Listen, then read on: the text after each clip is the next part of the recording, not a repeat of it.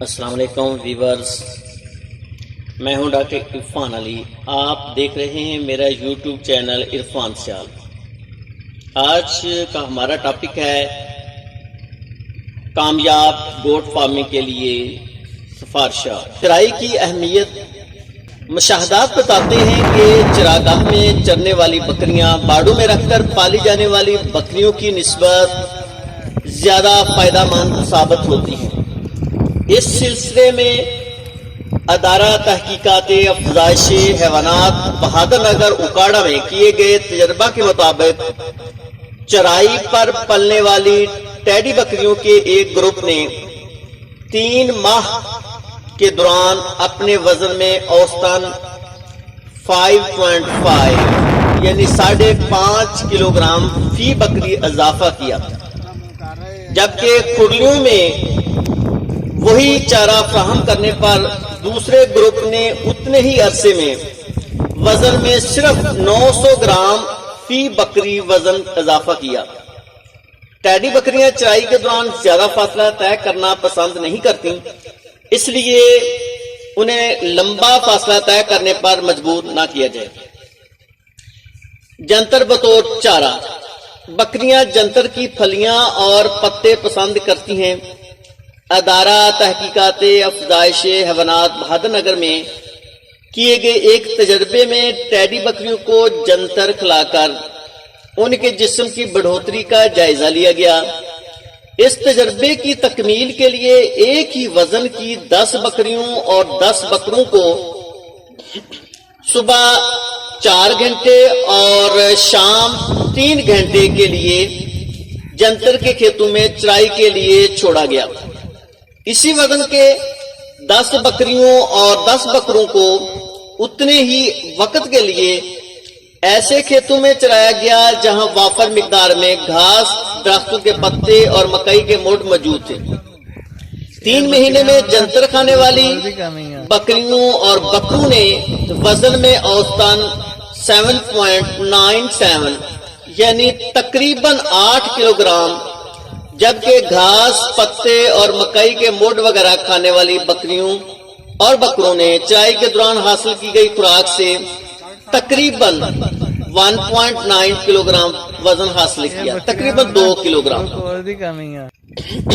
سال کے کچھ حصوں میں چرائی کے لیے گھاس کم میسر آتی ہے اور مالک کے لیے یہ اندازہ لگانا مشکل ہوتا ہے کہ بکریوں نے چرائی سے اپنی ضرورت پوری کی یا نہیں۔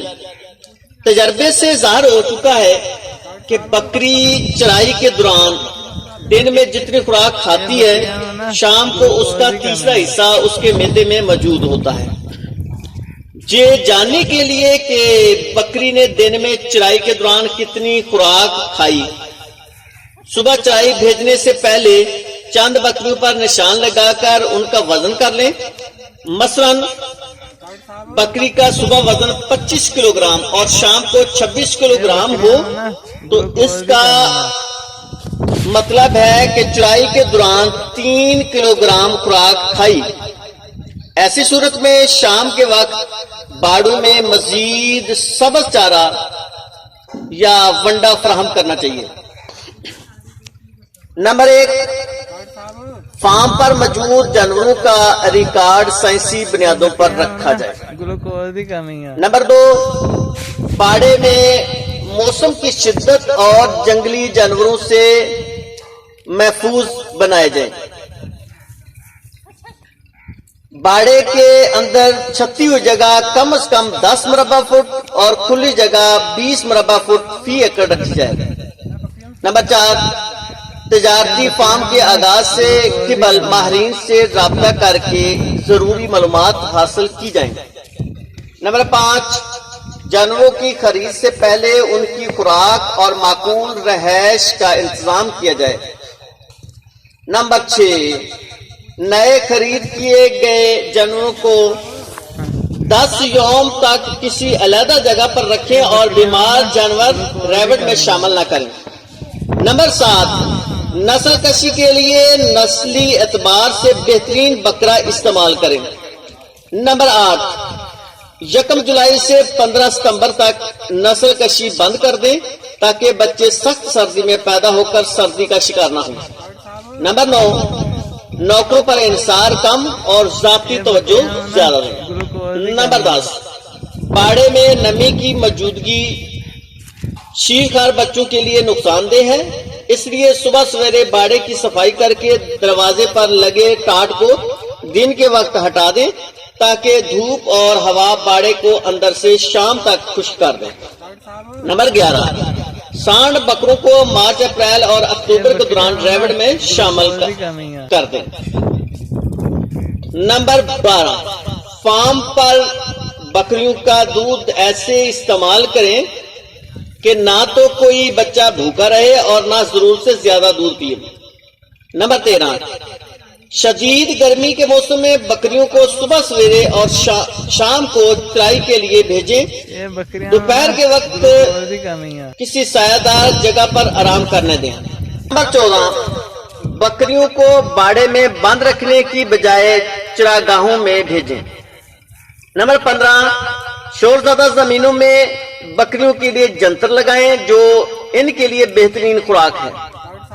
नंबर 16, खेतों की मंडेरों पर ऐसे दरख्त लगाएं जो फसलों के लिए नुकसानदेह न हों और इनके पत्ते बकरियों के लिए खुराक का काम दें। नंबर 17, शदीद सर्दी के मौसम में रात के वक्त बकरियों को सर्दी से बचाएं। नंबर 18, पीने के लिए ताजा और साफ सुथरा पानी मौसम के एतबार से मुहैया करें। नंबर 19, बाड़ों में आम आदमी का दाखिला बंद कर दें। नंबर 20, मुतअद्दी बीमारियों से महफूज यानी हिफाजत के लिए जानवरों को हिफाजती टीके लगवाएं। नंबर 21, कमजोर बकरियों की मेंगने लेबार्टरी में टेस्ट करवाकर किरमकुश अद्वियात फैलाएं। Thanks for watching this video. अगर आपको ये वीडियो पसंद आए तो इसको लाइक और शेयर